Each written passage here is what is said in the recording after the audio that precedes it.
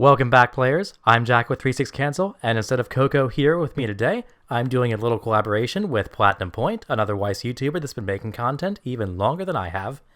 And if you haven't already, you should definitely check out his channel if you're looking for more Weiss Schwarz content. Been meaning to collab with this man for a while, but we're 6 hours apart and both work at different times, so it's been difficult. But now that we're together, I'm going to throw it over to Platinum to introduce himself.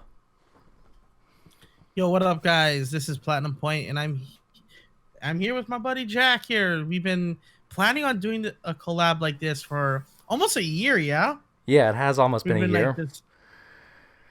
I think the last time I appeared was in the tabletop simulator matches. Yeah, And with right that when time, my COVID audio started. was, yep, and my audio was literally to shit because at the time my setup wasn't finalized. But now I'm here, and it's kind of interesting. You are here and you sound great. Yeah, I know. I was like, holy, I hope my audio isn't to shit. So anyway, to collaborate, what we're doing for our first collaboration here is a little discussion on things that impact Weiss Schwarz. And our first discussion topic, because this is kind of a big deal with the new sets coming out and being announced, especially with pre-orders going in for big sets like Day Day Live, Kaguya-sama, and not much information on the horizon from Bushiroad, at least, from like Slime and SAO Alicization Volume 2. We're going to talk about supply in Weiss Schwarz. We're going to talk about how recently it's been a little harder to get your hands on, especially sealed product, staples from older sets, and sealed product from older sets. And before we even get into it, I think it's worth mentioning that if you would just say COVID, that'd be a pretty solid defense. You can't really argue with the fact that COVID has affected this way more than it has been in the past. I mean, supply chain issues are rampant. However, and it's also affect. Oh, sorry about that. No, that's all right. Yeah, and it's also affecting shipping. Like for example, a lot of the warehouses in California they don't have access to it. That's why a lot of shops don't even have their promos. It's true. Like when I was doing pre-orders during COVID, I pre-ordered Slime 1, which did release, I think, end of July last year when COVID was still raging. It took the set about a month to get to my doorstep because the post office it was shipping from, which was in California actually, was shut down for 3 weeks and no one was shipping anything out. Yeah, it's just yeah, you mentioned that COVID's a really good indicator, and I think also one of the biggest reasons why we don't have supply is a combination of multiple factors. Like one that we can easily point out is Bushiroad not underestimating the popularity of certain sets. This is very true. So there's been a lot of short printing for very important sets. So those are some of the big factors. Let's get into what I think are probably the three biggest aspects of this problem. So Weiss Schwarz, supply problem. Again, I think this is threefold. One, supply of new sealed product. This, I think, is much newer since COVID hit. I haven't really had an issue getting my hands on new product before COVID so much because Bushiroad was doing second prints of sets a little more reliably than they are now. And the pre-orders that I used to make before COVID, I didn't have any trouble getting my hands on those so long as I pre-ordered before deadlines, which, could just be 2 months, 3 months before a set dropped, and it was no problem. But nowadays, Day Day Live, great example of this. The pre-orders are gone. Everything is just off the shelves. No online store is carrying Day Day Live stuff. And I estimate the singles are going to sell out like the day of. Yeah, it's easy to anticipate that, especially since Data Live, it was one of the big boogeymans in Japan, and coming from a player that plays both English and Japanese, it's no surprise why a lot of the players that are going into English, if they paid attention to people like myself, Burn One, even the other Japanese YouTubers like Even if you Google up Data Live Japanese Weiss Schwarz gameplay, you'll find that that deck is extremely oppressive and how it can churn out a ton of big bodies, and that those big bodies have high utility points all the way to the point where once it gets through its setup, by the time it kills you, it has 3 different ways to kill you in one card. Yeah. Ban that Kurumi. Hashtag ban Kurumi. Actually, I think what they might do, and we can talk about this later, is what they did in Japan, which is a choose one of 3, which is fine.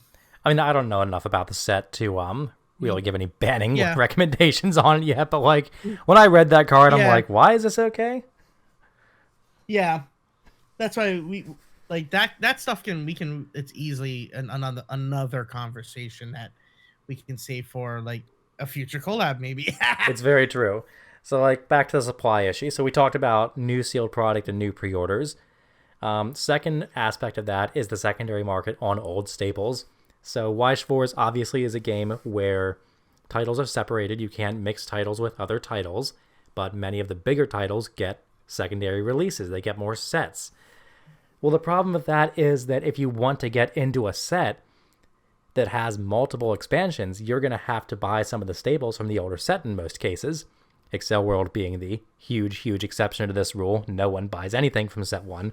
But, you know, if you take Sword Art, Fate, Love Live, Bang Dream, any of those big sets. I mean, I know there's at least 5 other big ones I'm really forgetting here, but the point is, if you buy into the new stuff, you're going to be missing stuff from the old sets. And the old set staples are reaching astronomical prices right now. Like ReZero, that's one I missed. The level 1 combo from ReZero that's kind of accepted as the standard, the Wano Amelia, that's like just even kind of a standard, little better than a trial deck combo. That card is like $50, $60 on vendors now, which is nuts to, you know, go into ReZero after it's now had 2 separate expansions that are full boosters, 1 Memory Snow booster, which of course, you know, doesn't really count if you're playing the main set. But now we have Frozen Bond, which adds to both. And, you know, those Amelias are from set 1. So if some new player comes in looking for ReZero stuff because they like ReZero and they want to play ReZero, well, surprise, $60 level 1 Amelias, or pretty much, you know, nothing. Yeah, and building off to that, it's like even with other sets, like Bushin Road has done a good job with other like other sets like Bang Dream, for example, where there's a ton of variety of plussing combos for one. Going back to like the Amelia combo, Bang Dream has the exact same effect, and it's been reprinted twice as one as an extra deck, not extra deck, trial deck level 1 combo, and then one again as their part of the Relive extra booster set, which added all the trial decks and including some extra staples that we didn't get that were exclusive to Japan at the time. We have a bunch of level 1 combos. Like the go-to one that most people went to is the Happy Christmas Kasumi, which is at the time I think $35-$40 as well. And with the introduction of the most recent Bang Dream set, they tried to correct that by giving Bang Dream players another good one step.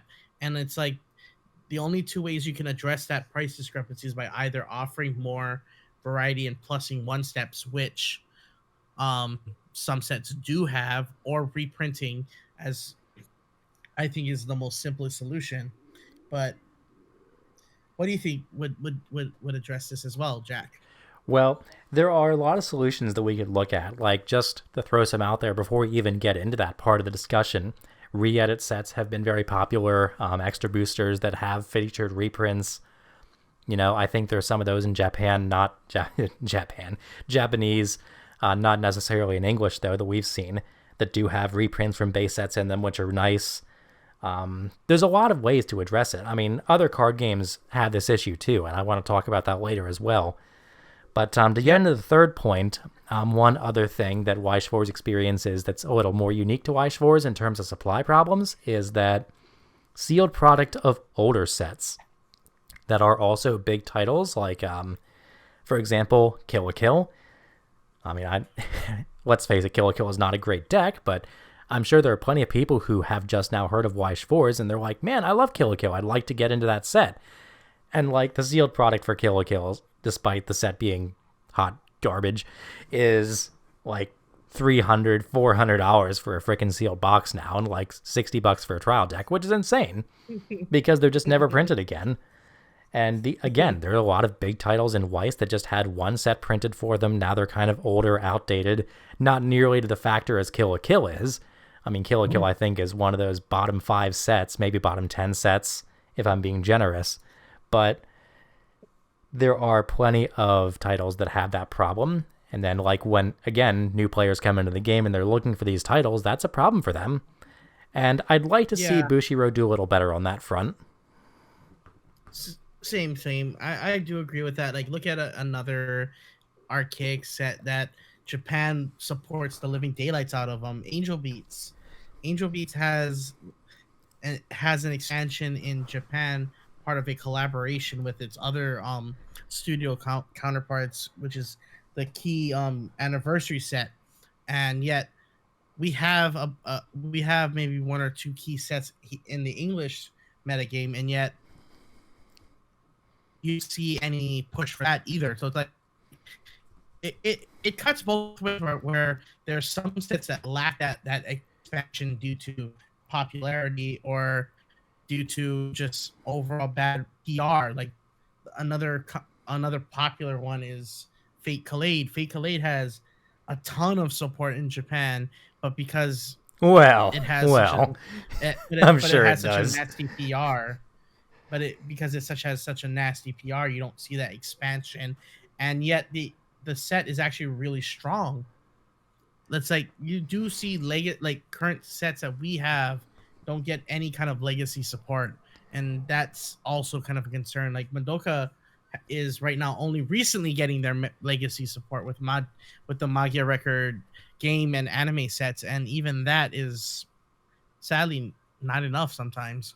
It's true, and I was very, very happy to see the other two Madoka base sets released for the anime and the mobile game, even though, again, the mobile game stopped service in October in America, which is kind of hilarious to think that, like, the mobile game stopped service 4 months before the actual Weiss Schwarz set was released, but it's still going in Japan, so, like, that's kind of a moot point. But I was still glad to see that because, you know, Magia is still popular in the West, even though the mobile game probably didn't do so well. There's still plenty of people that would buy into a card game if they saw Madoka on the cards. And the fact that set got support it needed, you know, I think those cards are pretty good. I'd love to experiment with some of the new Madoka stuff. You know, I like that. That's a good move. Yeah, and even people love their favorite little girls getting their heads bitten off.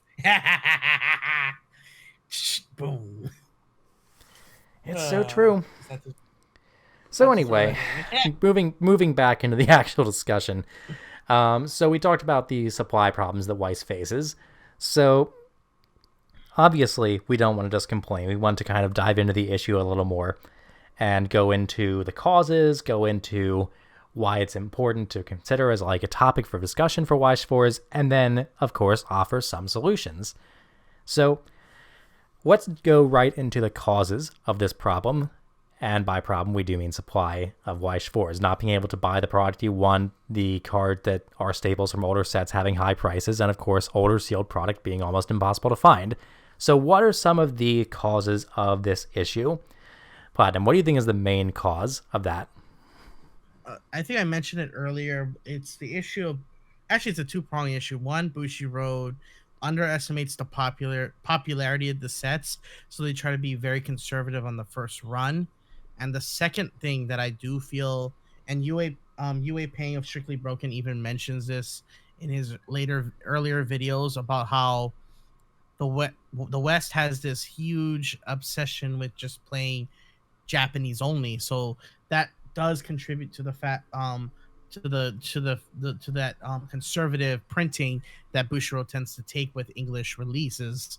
Like if stores not only just purchase Japanese products in large amounts, but also English products, I think Bushiroad would be more comfortable increasing that load that they would get for the first print.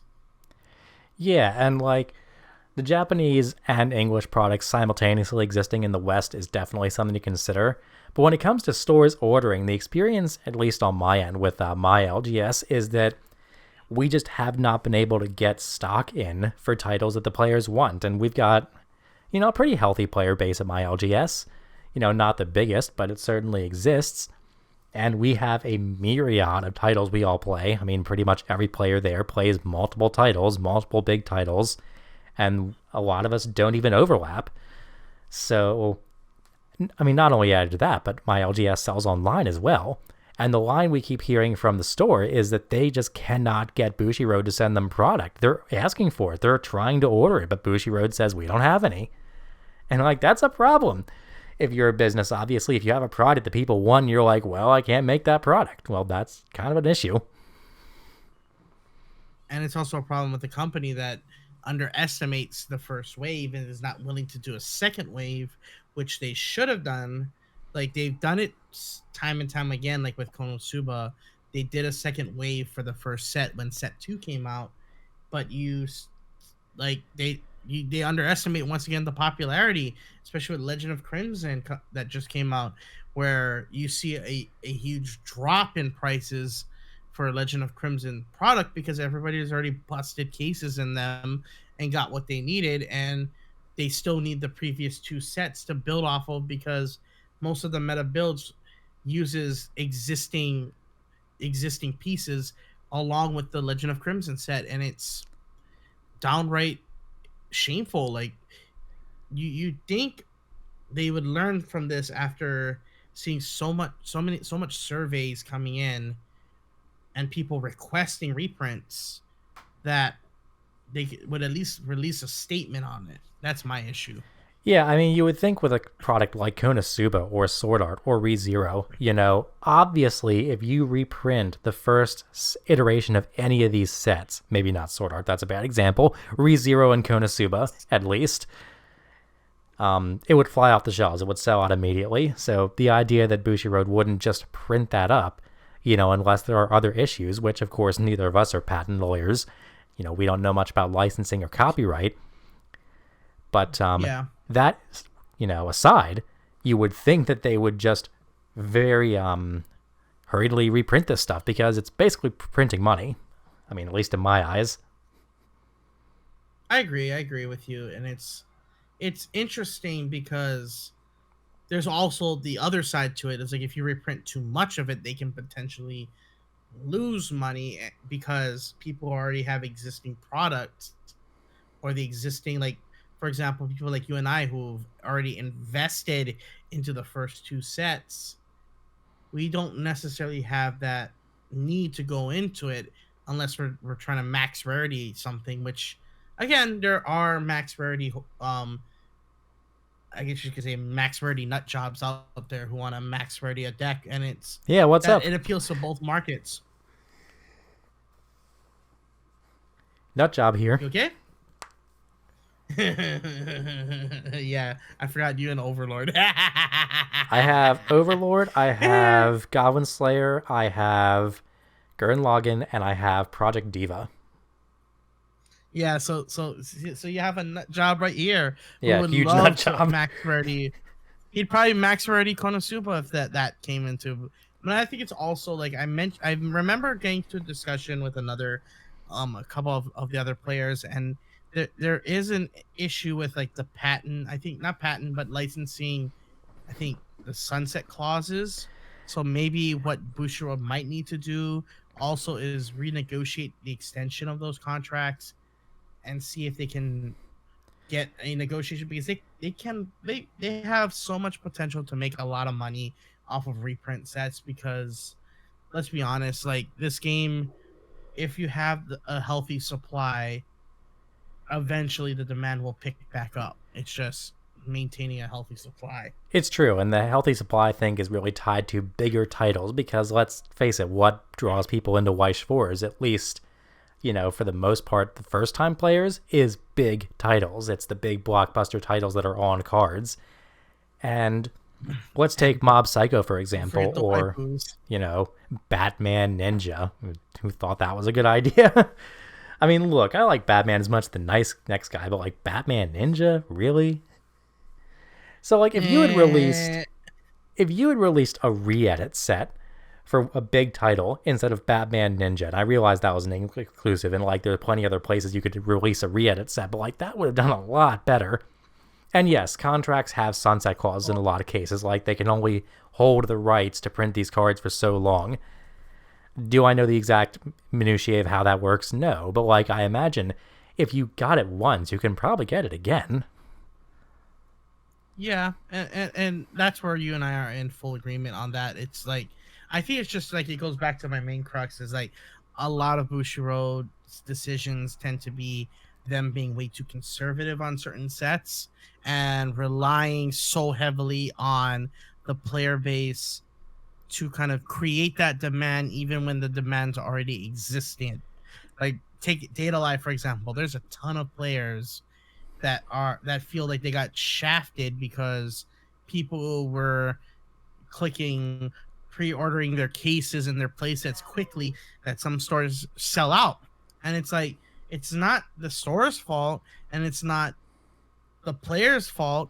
It's just really, really poor decision making on the company's part. And I don't want to bash Bushiroad too much because they do a great job already giving us the top sets that Japan has gotten and giving the West a chance to play them in their own language. Like I play Data Life in Japanese and it's fun, and being able to build it in English is even more of a joy. I same thing with my other sets. Like I'm already crossing my fingers for Kaguya-sama when it comes out because I played in JP as well, and I'm having a hell of a time playing that as well. So it's like having that double, like players will tend to double dip. So it's like you're increasing your profits from both ends of the market. So it's like, why not take advantage of it? It's true. And like, I, again, also super appreciate Bushiroad localizing Weiss Schwarz. It's a huge barrier to entry to try to play a card game with a language you don't understand, or even, moderately understand. This is pretty minute stuff that's on the card in language terms. So even if you know some Japanese, even discerning what's on the cards with moderate knowledge of the language is questionable sometimes. And I would love to see more Western audiences get involved with Weiss Schwarz. It's no secret that anime is big in the West, obviously. You had the advent of things like Crunchyroll and anime being more popular on Netflix now. And I remember not even 10 years ago, and I feel like I'm dating myself here, but like the best you could probably hope for was some CD torrent on like the Pirate Bay or some shit like that. Oh yeah, Pirate Bay, uTorrent. Oh my god, the torrent days. Don't get me started with that. Ooh. I mean, it's the same thing with, music Time. back in the day when it was Napster and LimeWire before there were really good, effective ways of universal streaming and availability. It's not like we weren't unwilling to pay for the content. We just literally could not. But now people do pay for the content. They pay. And boy, do they pay. They buy the figures, they buy the subscriptions, they buy the merch. In the West, it's popular. And that's why I think Weiss Schwarz has a good chance to be popular in the West. Not that it's not already popular, but it's certainly not one of the big three in the West. Yeah, and it goes back to it. Like we can have a whole cultural argument about discussion about this because what's really going on is like Weiss Schwarz is a niche subculture, which is a niche within another subculture. We're not only part of a niche subculture that is card games, but we're also part of that niche thing of anime, and we're not we're growing, thank goodness, but at the same time, it's like I can understand why Bushiroad makes these conservative plays because there's this perception of the West that they can't tolerate Japanese sensibilities because Japanese have a much more comfortable expression of beauty and sexuality that Westerners would find very prude and like, how dare you, sir? We are a civilized society. And we do indeed live in a society. I mean, we remember the stuff that went down when To Love Ru first came out in English, and I know Bushiroad after that has been way more conservative on what they'll release and what kind of changes they'll make to the art in the future. But again, that's a discussion for a different video. So let's go back to the discussion on the supply. So we've outlined the issues, we outlined the cause, at least on Bushiroad's side. But there is another aspect to the supply problem, and that's the vendor side. I do feel like if vendors demanded more product, like ordered more product in first round because they were more comfortable ordering the product in higher quantities than they are now, Bushiroad would be more willing to print more cards in the first print runs and do subsequent print runs after that. But Weiss Schwarz in general, I think is a riskier product for vendors to carry, and I can certainly understand and empathize with that as a player. I don't want my local game store to go under because they bought $30,000 worth of Batman Ninja. I mean, even my LGS, personal LGS, has Batman Ninja still on the shelf, and it's one of the only 2 Weiss Schwarz sets that is not sold. And, it's not like other card games where anyone who's buying in at the moment is going to buy the same stuff. No, it's all divided, and you can't play the titles together. And whether someone is into the next big title, like, even if it is big, the population there might not be as into it as the rest of the country. Like Day Day Live is a great example. I know that a lot of people in my LGS aren't going into Day Day Live because they're just not interested in Day Day Live. I'm included in that. We do have one guy going into it, but I think that's really it. And like if our LGS would stock Day Day Live, they could certainly sell it online, but it wouldn't, I think, have a phenomenal shelf life. Though, honestly, with Day Day Live, that's probably a lie. People would come in and buy it. But yeah, that's kind of what I'm getting at here. What do you think? Yeah, I kind of would split the difference in that because coming from a personal Data Live friend, Toka for the win. Yeah, like the issue is you're hitting up a good point. Like some people don't want to take that risky investment, and I would say to those stores, like, just make what you think is the best decision, because not all stores have to make those big pushes for more products. It just has to be the ones where they know the player base, they know the demographics, and they have a big influence in the internet and then in the outside of the local community card market. Like for example, my shop gets away with doing these things because they're very well known within the national community. And it's like not many stores have that kind of name recognition where they can take those kind of risks.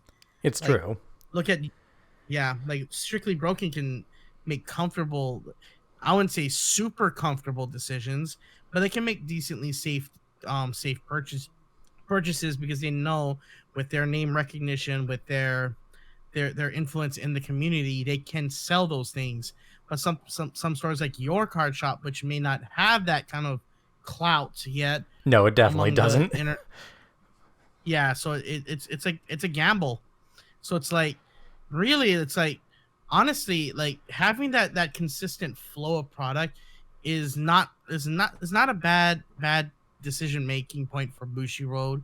It's just knowing which suppliers take the bigger bulks. It's all about distribution. It's true, and like Weiss Schwarz is also very hit or miss on sets. Like there are sets that are super popular, they'll sell out right away, no matter how many people order, they will just be gone. And then of course there are sets like Batman Ninja, and I hate to go back to Batman Ninja all the time, but it's such a good example of a set that, like, yeah, it had a popular character on it, Batman, but it was very clear that Batman was not enough to sell that set. And I think that's a fair assumption that a vendor would make, that, Weiss Schwarz releasing a product with Batman on it, it's probably a good investment. Before Batman Ninja came out, I didn't even know Batman Ninja was a cartoon. So I looked at that and I'm like, it's kind of cool. It's got Batman on it. And I wouldn't fault anyone for investing in it based on that. But we all know what happened with that. And other sets have been like that as well. Even the sets that are only moderately popular could end up being a liability for some vendors if they don't sell. which is a shame. Damn shame. Yeah, I do feel like it's just the nature of most card games. It's like you're gonna take the risk, and some sets will flop, some sets will shine through and through. Like, look at Legend of Crimson, for example. Legend of Crimson, despite people like buying the living daylights out of it, it's still a good set, despite like how much product has been busted to oblivion. Like, See, if you I look at the almost like secondary that though. I market, like that Legend of Crimson was printed in such a big supply. So many cases were busted open because I felt like it made the set very accessible, and I think that's what we should be aiming for, honestly. You know what I mean? yeah, I agree, but just like it's you still gotta have that mindset. Like, these cycles should, I wouldn't say be cut off, but staggered. Like, being able to have different waves depending on how you read the market. Bushiroad should take the time to really like listen to the player base and see, like, okay, when do you guys want a reprint? Do you guys want a re-edit? And like, most of the time when it comes to introducing new sets, they do a great job at listening to the player base. Most of the time. Now, granted, I will Oh say, man. like, last year's releases, despite COVID being a thing, were pretty strong. Those are pretty in line with what the West was looking for. Like, aside from Batman Ninja. What? Man, you hate that set that bad. I mean, it's just such low hanging fruit. I can't help it. But, hey, like, hey, no Go- problem with that. you had Goblin Slayer, you had JoJo's, you had Fantasia Bunko, you had, like, Bang Dream mixed in there, because, like, always Bang Dream, always.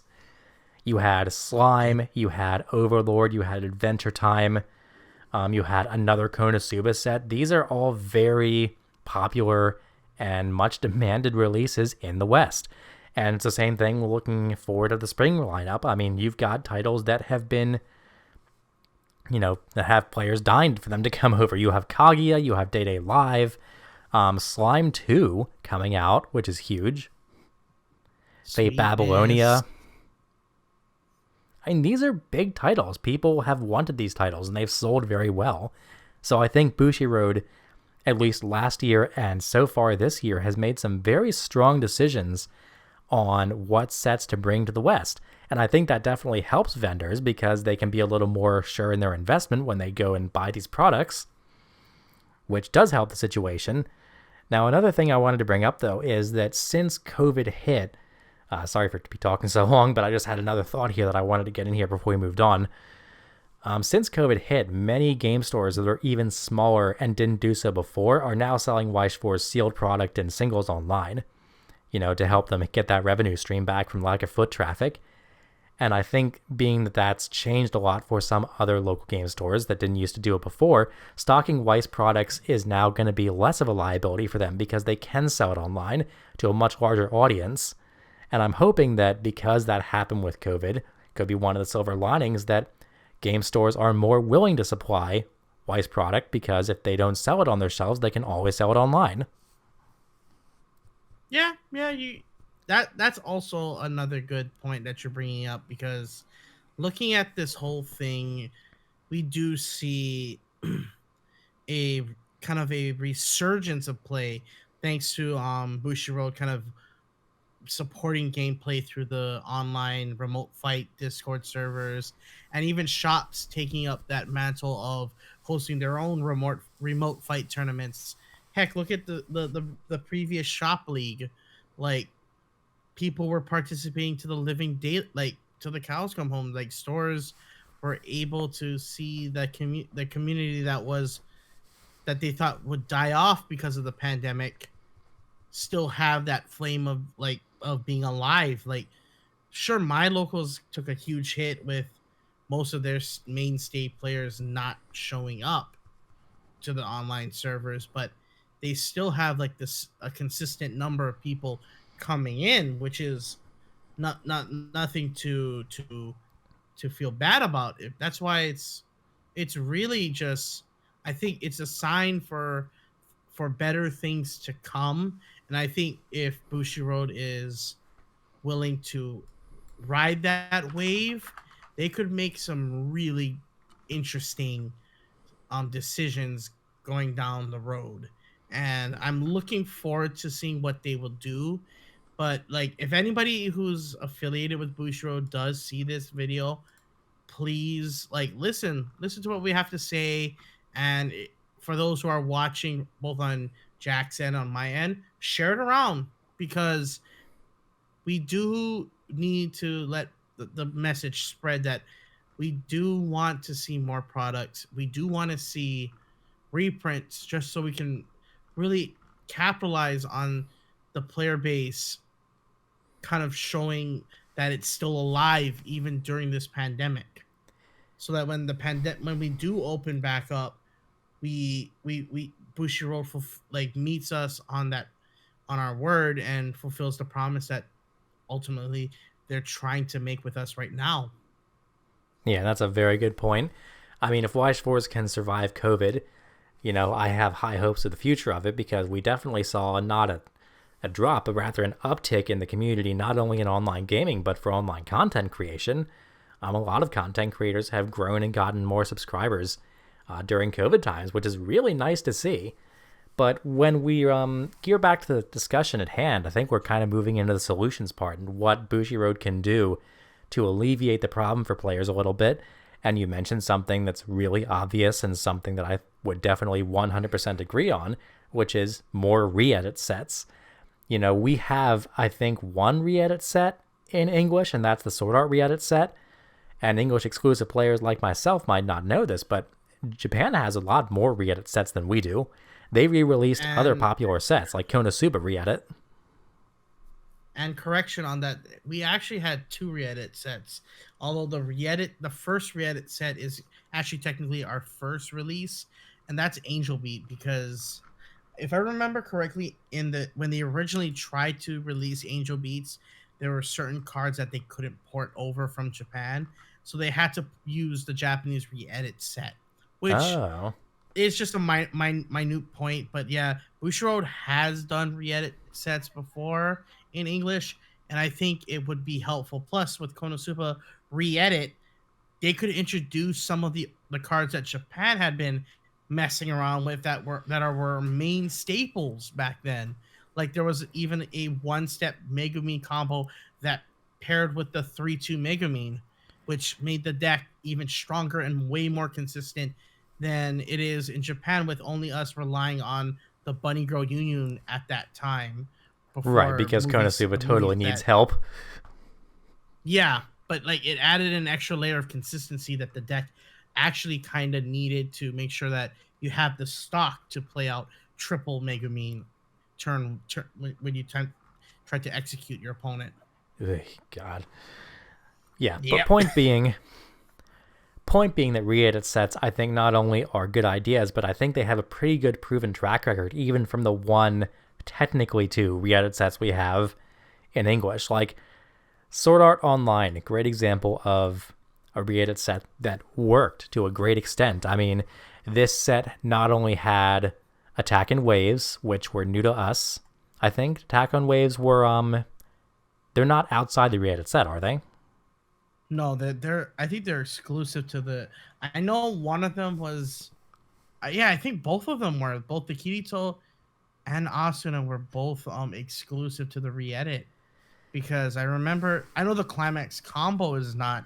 The Climax itself is not exclusive to the re-edit set, but yeah, but that only used to work with Skill Connect Kirito. Yeah, so that's why it's like such a. So like, that's a great example of a re-edit set being able to introduce new material, but also keeping up old staples. Like Last Shot Xenon is in that set. Gathering Materials Silica is in that set. Zekken Yuki is in that set. And I think if Zekken Yuki or like Temporary Alliance Kirito, the level 0 runner, or Gathering Materials or Last Shot weren't in re-edit, they would have been a lot more expensive, a year, 2 years ago. And getting into Sword Art for a lot of players, and let's face it, Sword Art is a massive title, would have been a lot harder. And even to this day, the prices for most of these cards in the re-edit set, with a few exceptions, but most of them, have stayed relatively stable. You can get your hands on them without breaking the bank. And it's just not the case for other sets that don't have re-edit sets to accompany them. And I think that's a really good argument for more re-edit sets. Like, again, Konosuba re-edit. I'd like to see ReZero re-edit. We definitely need a second printing of Slime Volume 1 when Volume 2 comes out. There's very little argument to be made about that. Are there any other sets that could use re-edit sets? Yeah. Even Bang Dream, the first very Bang Dream, because some of the combos from the first Bang Dream set are still relevant to this day. Like, seeing Legacy support coming back is not a bad idea, and they even tested it out with Ilya that's coming out in Heaven's Feel. Like, there's like so many ways you can address it. Yes, like, the one reprint in Heaven's Feel Volume 2. Yeah, but like that, you could see it as kind of a test. Like, instead of like, if they don't want to do re-edit sets, if you're gonna do second volumes of a set, maybe instead of filling it in with unnecessary filler, junk rares, add in like choice reprints. Yes, that's the actual second point I had on my notes here about possible solutions. When you print a second volume of an existing set, take one or two rare, double rare, and uncommon slots, and instead of giving them like bunk hits that you absolutely know are bunk, reprint old staples, maybe one per box. And that would, I would agree introduce a lot of new cards onto the market that people get their hands on. Not only that, but players who are coming into the game have a shot at getting those products just by buying the new product, which would be super nice and a great incentive for people to get in, because they're like, oh, there's like a bunch of volumes, I have to buy all of them. And then we're like, no, you only have to buy this one, and you can at least get a chance at some staples and then won't have to break the bank later trying to single them out, which would be really nice. Yeah, that's that's a great idea, in fact. Like, and it's kind of it's actually kind of interesting that you and I both thought about that one, because it only hit me after like re-examining Heaven's Feel Volume 2 and seeing like that's another possible solution that they could do. Oh yeah, reprinting the Silver Thread Ilya in Heaven's Feel Volume 2 was a very strong choice. Now, unfortunately, I think that's the best argument to buy into the set right now, but that's a different story. Don't get me started with that set. Don't get crap. me started. Like that set is like personally for me, it's I'm happy that finally Saber gets some kind of finisher, but from the rest of the set, I don't know about that. That's probably going to be one fate that I'm not pre-ordering, unfortunately. And I really think this was definitely something Bushiroad could have done differently. Completely off topic, I don't think they should release Fate Volume 2 over here. I mean, I understand that people like the sign cards and everything, but like also that's a different discussion with the signs being stamps. But like the hardcore collectors can go into the Japanese stuff, and like they're not going to care if they're just collectors. But I mean, it's just not going to be a strong set over here in terms of sales, so it doesn't make too much sense to me as why they ported it over. I kind of disagree with you on that one, and that's because I paid attention to the Japanese game scene, and with Heaven's Feel Volume 2, it actually did give the deck, which got shafted really hard by the ban list, by the way, a breath of fresh air. So it can, like, since we don't have a ban list, it's going to introduce some really interesting things to the deck. Like, for example, like it's giving red an early play that it desperately needed. Like, red on its own, Red Fate Stay Night has no teeth. Like, other than the Archer and Rin combo from UBW2, it really had no like teeth. And with Heaven's Feel giving them a pretty decent finisher is actually not bad. So like, I think it's a good idea that they did bring it here. But you don't think Great Date for a Day We're In was a good finisher? It's great. It's just that on playability, like the to rest. Yeah, really it's true. That's a little taxing, but still. because if you want to brainstorm that turn and you don't have any other like backliner to rest to land multiples, you are hurting. Now, I would make the argument that you should not be hurting in the deck because you're playing 8 gate, but again, that's a discussion for a different day. Yeah. We could save that for because, and that's the my interesting takes thing about on sets are definitely not to be trusted terribly much because, at one point I thought that old 1-0 Krista was better than the 1-0 Aaron, and we all saw how that turned out. So take that with a grain of salt. You're not completely wrong. I would say it's just that we oftentimes overlook other things. So like we're human beings. Like you should see my hot take when Konosuba Volume 2 first was announced. I thought the level 1 Aqua was the best combo. Hey dude, I thought that level 1 Aqua was 3. really cool. When that was a long time ago when I was on Burn One's channel for a discussion I have with them. Like I was gushing over that 1-0 Aqua. I'm like, Jesus Christ, that card's so good. But then of course Bunny Girl Union. Yeah, and that's why it's like you, and that's just the nature of Weiss, is like it's so open ended that you can have this kind of healthy disagreement and healthy discussion, because I think that's again the magic that Bushiroad kind of unintentionally or accidentally came across, is that there are multiple ways of building a deck, and there.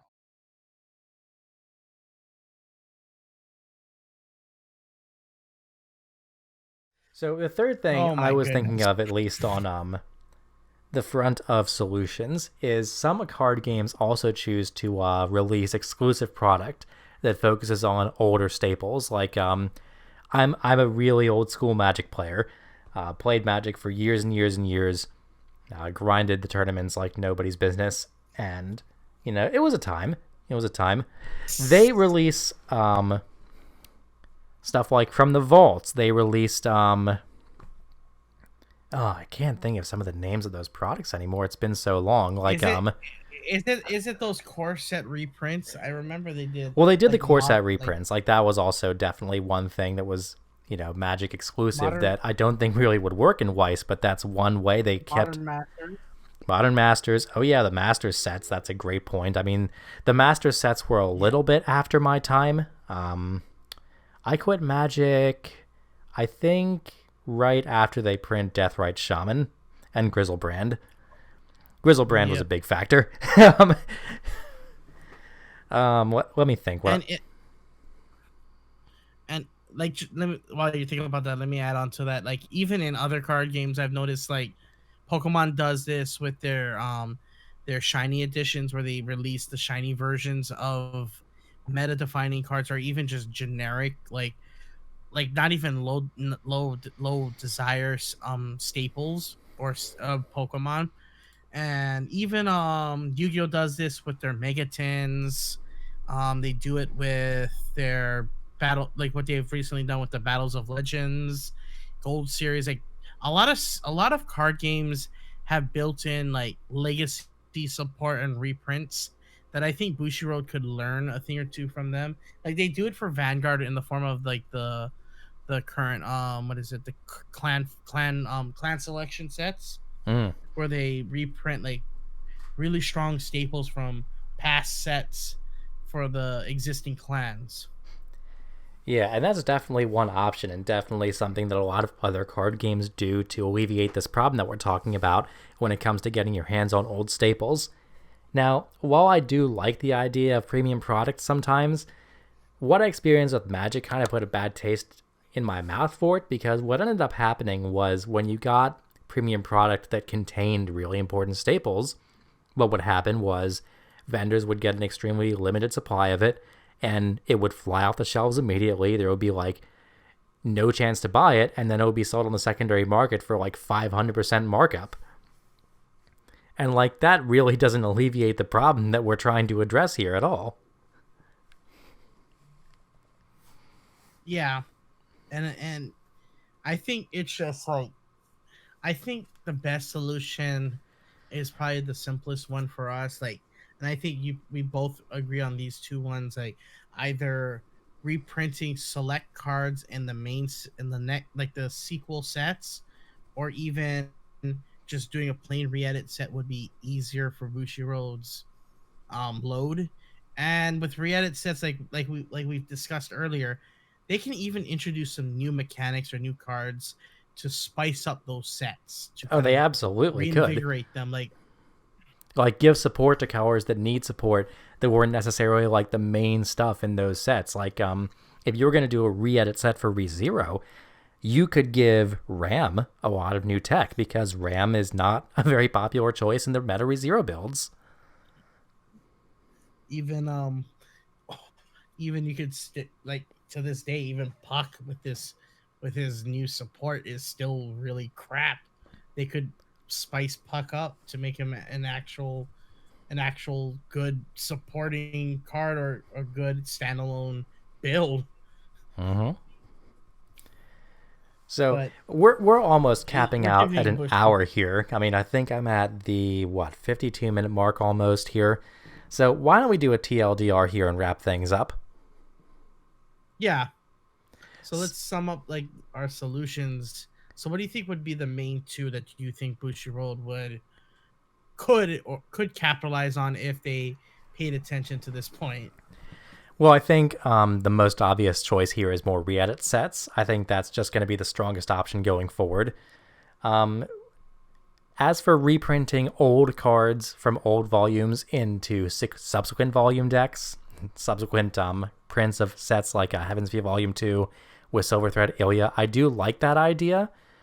There are only two things I fear from it, which are one, if you put like super valuable reprints in there with also super valuable new cards, then the sealed product prices on the secondary market may rise to a point where it could become inaccessible for some players and really a pain to get their hands on.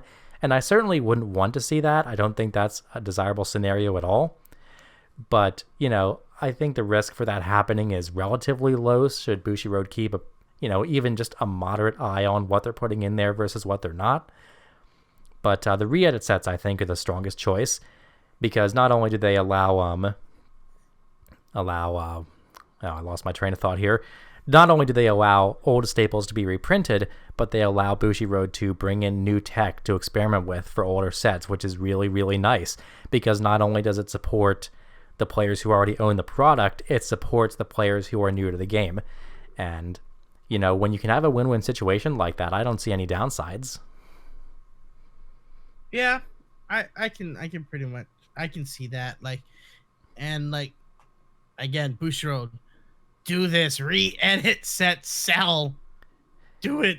You've done it with Konosuba in Japan, and that sold like hotcakes in the West for those who built Japanese Konosuba. I mean, honestly, we could just change the title of this video to "We Need Re-Edit Sets." Yeah, pretty much. Just like Eddie, you just include the Shia LaBeouf. Just do it. Just it's so do obvious.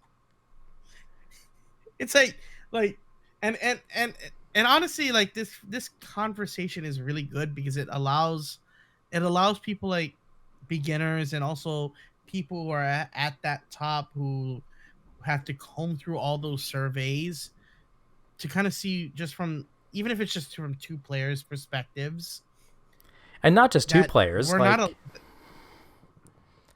Keep in mind, like, this is a YouTube platform. If you have more thoughts in general as the audience, please comment them below. Tell us what you think could be helpful in solving this little problem that Weiss Schwarz experiences. Yeah, and even comment below, like, what do you think we could, like, what are some ideas that we didn't really address? Maybe you might have that solution and if Bushiroad comes through, they might pick you. Who knows? And please ream us out for not understanding copyright in the comments. I can't wait for that. Oh, yeah. I can just imagine the hate coming in. Oh, please rake us over the coals for not understanding copyright. Please. And if you're copyright lawyers, please educate us on that because honestly, I think more education is needed for not just me, but for other Weiss players and even for those getting into the game so they can understand why sets are the way they are. And it's like, honestly, I find this discussion both helpful and very informative for people that are watching both of us like just hash out ideas. It's fun. Well, look, there's something to be said about just shooting the shit about Weiss. People like hearing it sometimes, and this is definitely a switch from my normal content. I hope people will enjoy it. I know you do some discussion videos on your channel, but of course, people that watch mine but haven't visited yours, Platinum Point, I would definitely encourage you guys to go do that. He's another Weiss YouTuber like me. The link will probably be in the description below or even in the comment. Oh yeah, it'll be in the description. Absolutely. Yeah, because like we both, Jack and I, we both love to do the thing that we call theory crafting, and seeing, like, if you ever want to see from a player that plays both perspectives, like I play from both sides, JP and English, so it's really, I do encourage you guys to check me out. And even for those that are just viewing Jack's comment and not subscribing, I know who you are. We know who you are. Sub. Just click the sub. It's no problem. It's easy. Well, at any rate, I hope, if nothing else, this discussion has been entertaining for some people, if not, both informative and enlightening. And maybe if Bushiroad does see this, I hope it's informative and helpful to them. But, all things aside, thank you for coming on with me, Platinum, and thank you for, helping me understand a little bit more about the Japanese side as well, because I'm an exclusively English player, so it's nice to have that insight. Yeah. And hopefully we can do more discussions, maybe talking about Data Live, because it is a monster that's looming over our shoulders, and I don't know, maybe next week it's coming out? I don't want to talk about Data Live. Oh. I know. It's like talking about Voldemort. Yeah, the such shall not be named. Anyway, we're really pushing an hour on this, and it's a little lengthy at this point. So let's wrap it up here, players. Thank you for tuning in to our little discussion here, and thank you again, Platinum, for doing this with me. No problem. I would love to kind of do these kind of stuff again with you. All right. Well, again, check out Platinum's channel, and until then, or next time we do this, I'm Jack with 36 Cancel, and I want to thank you, players, as usual, for watching. Peace.